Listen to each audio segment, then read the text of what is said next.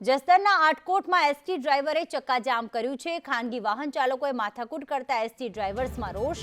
ST બસના driver સાથે માથાકૂટ બાદ મારામારીના દ્રશ્યો પણ સામે આવ્યા।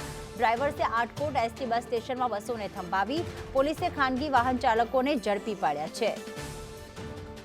પિયુષ વાજા અમારી સાથે જોડાઈ ગયા છે। પિયુષ, આખો મામલો કઈ રીતે સામે આવ્યો હતો? ચોક્કસથી પ્રીતિ, જસદણના આટકોટ બસ સ્ટેશનમાં વહેલી સવારે જે એસટી બસો અને ખાનગી વાહનો જે ભરવા માટે જે માથાકૂટ થઈ હતી, એસટી ડ્રાઈવર અને કંડક્ટર સાથે મારામારી પણ બની હતી। તાત્કાલિક ધોરણે જે આટકોટ પોલીસ આવી અને જે આ ખાનગી વાહનો છે તેમને અટકાયત કરી હતી અને ખાનગી વાહનના જે છે ડ્રાઈવર તેમને જેલ હવાલે પણ કર્યો હતો।